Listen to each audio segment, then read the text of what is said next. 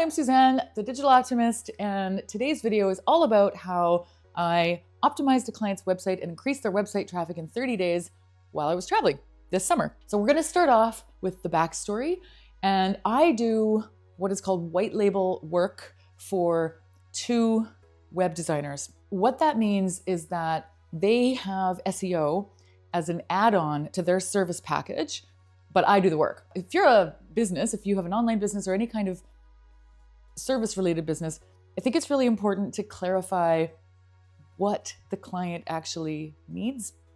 What is the pain point? What problem are you solving? I thought I would read back in the emails just to figure out what problem we're solving. And I quote, this is what the client said. They just underwent a full design refresh. It's WordPress and it needs some SEO love. So that is the kind of request that I get. So of course, my job is to clarify that. So the first thing that I did, and this is something that I did while I was on the road, if people are vague about it, what that tells me is they don't really know much about SEO, because somebody that knew about SEO would probably have a good idea of what problem they were trying to fix. And this is why I love it, actually, because I get to prioritize what I think they need based on their budget, based on the state of their current website and what their goals are. So here's it goes on. They have a very strong digital presence, good, but I think there's room for improvement with alt texts, meta descriptions, heading structures, and on-page SEO. Now that is coming from the website builder. So she knows that SEO is not her strong suit. And so that's what today's video is about. I'm going to show you a real-world example of how I increased this particular website's traffic in less than 30 days while I was traveling. With this particular client, the first thing I did was I looked at their URL. Like I looked at their website and I conducted my, what I call a 5-minute audit, which means it's a brief overview. I run it through some scans. So there are a variety of tools that I use. One of them is called SEObility. Another one is called SEO Meta in one click. I also use a program called Screaming Frog. Those are all free programs, so you can use them yourself on your own website. And then I also have a program called SEMrush. And so I ran their website through that program. That's usually part of a deeper dive, but I also know that because this website is freshly built, has a strong online presence, like they're probably gonna need a bit of a deep dive. In addition to the free tools and the paid tool that I mentioned, I also like to get access to a client's Google Search Console, Google Analytics, if they have it, and I also look at their Google Business profile. So it's a very well-rounded audit that I like to do. What I noticed with this client was that a couple of months ago, they had a complete drop in traffic, and then they had a second account that had a rise in traffic. So that was a bit of a mystery. And so of course that needed looking into. This is all on the initial audit. I also noticed that they had slow website loading speeds. They had a bunch of broken links. And one of my tools will tell me what those links actually are, which is infinitely helpful, as you can imagine, since you're trying to fix them. And also there were certain pages that didn't have meta descriptions. That's a big problem. Didn't have proper heading structure, missing H1s altogether. Those are the majority of the problems. And to be honest, that's enough. Now, keep in mind, I'm in the Alps. I'm between hikes. So all this is happening while I'm overseas. We did have a couple of meetings, and because it was Europe and it was summertime, I was able to schedule meetings with the client for her morning and my late afternoon, like around dinner time. So I met with the client around, let's say her 10 a.m. and it would have been 6 p.m. for me. So it was fine. Once we had the meeting and she said, okay, the client has approved the work, that's when I started creating the detailed document, because she also wanted to know what I was doing. And this is quite common for clients. Like they might not know everything that's happening, but they want to know what I'm doing. This is a mall. So they have a page for every single vendor in the mall, in addition to like their services and their, about, like they've got a whole bunch of pages, but it's quite a large, bulky website. So it can help if I optimize, say, 20 pages, and then they do the rest themselves, because I have created a template for them to continue the work. I first needed to get to the bottom of what happened a few months ago to cause this dramatic drop in traffic. I found out what it was. It was the fact that they had switched from using a non-secure HTTP to secure. Have you ever gone to a website and you get a warning and it's like, oh, this site isn't secure. Do you want to continue or do you want to go back to safety? And I usually click go back to safety because, I don't want to get hacked. I don't want any bugs ending up on my computer. The reason you get that message is if the company hasn't updated their website to be HTTPS, the S standing for secure, what you do is you get an SSL certificate. It's a security certificate that you put on your website. This is critically important if you take payments. In fact, I don't even think you would be allowed to take payments if you don't have the security certificate, but certain websites don't need it. And so they don't necessarily get it. And this mall had not.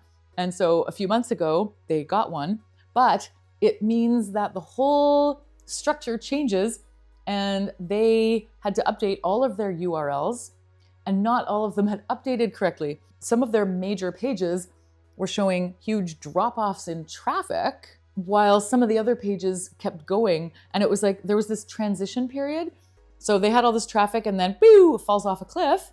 But then the HTTPS that they're tracking started going up. So actually, when I first got the job, I only had access to this first account without the HTTPS, and it was just HTTP.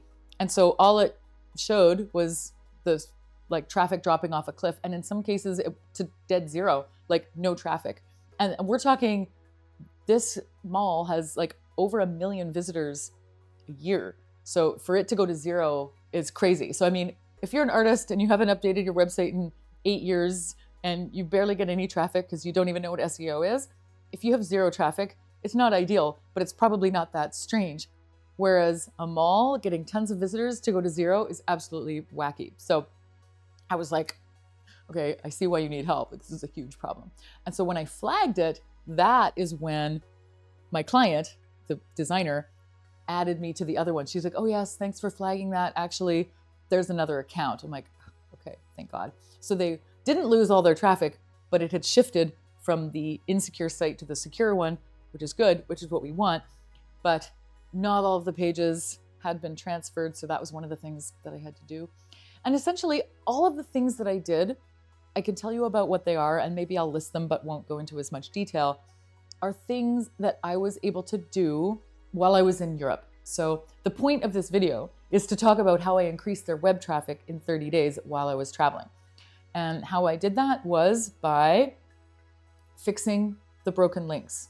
It sounds simple, but how are you going to know what links are broken? Are you going to check every single page? This is not just checking every single page, it's checking every link on every page. So if you don't have the tools to do that, it's going to take forever. Like, it's going to take somebody on your website clicking on a link, it not working, and them letting you know. And by the way, if that happens to you ever on someone's website, tell them about it. I always tell people, and they're always grateful, because I want to know if pages are broken on my website. But the tool that I have, SEMrush, so it lists errors, and those are the 5-alarm fire, alert, fix this immediately. Errors are what are most affecting your SEO. So fixing the errors is the first line of attack. Then once those are solved, then you can start working on the warnings, which are orange in SEMrush, and they are important but less important than the warnings. And then after that, we have notices. So depending on the health of the website and the number of problems that are showing up, that's how I would decide which ones to fix. So again, in the case of this mall, I fixed all of the broken links. Something that looked overwhelming, which actually ended up being an easy fix, was headings. Of course, they have a page for all of their stores, but they didn't have H1 headings. And so, I mean, we're talking about 100 errors, because not having an H1 heading is a major error, but it was coding. And so it was actually really easy to just code in to use the page title as the H1. I mean, it sounds simple, it sounds obvious, but they hadn't done that. That is the essence of SEO. Everything that I say, everything that I do, it's not difficult, it's easy to fix, but people don't do it. And why don't they do it? It's because either they don't know, or it takes too much time, or it does take some tools and some research and they just don't want to do that. I love doing that. So we're going to do that. The client had given me 2 weeks to solve all of these problems. And the reason that this video is about how I increase their traffic in 30 days, because SEO takes some time. So I had 2 weeks to actually conduct all of the work, but it does actually take a bit of time to see the results. I'm going to share something really important with you. The key takeaways are not having to work office hours, having enough of a time window so that I could go hiking and then make some changes in between hikes, see how the results tracked over even a few days, because with such a high volume website, you can see changes really quickly. So I would hike for 3 or 4 days, come back, not be hiking for 3 or 4 days. That's when I would do all of my work. That's when you see pictures of me at the hotel, the laptop, or at the coffee shop. And then I would make more changes to the SEO. So something that is really important to me while traveling is making sure that I have reasonable internet. It sounds obvious, but when you're hiking in the Alps, there isn't always internet. So that's why it was really important between hikes to make sure that I had not just Wi-Fi, but really fast Wi-Fi, so I could actually, film Zoom videos, look at traffic. I often have lots of windows open at the same time. My work hours while I was traveling, to be kind of on par with North America, would be working later in the day. So let's say I start work around noon, and then I would maybe work until about 8 p.m. I mean, with breaks. Yeah, I would say it's a bit of a hack, I guess. It's just having a later work schedule. Here is my biggest tip: creating a shared document. It sounds simple, but for me, it is so much easier than emailing back and forth all the time. So having a shared live working document with different tabs. I use Google Docs, and I have tabs, and the first tab is the overall SEO audit and strategy. Well, the audit, and the second tab is SEO strategy. The third tab is usually keywords. The fourth tab is what we're actually going to do and how long it's taking me to do it.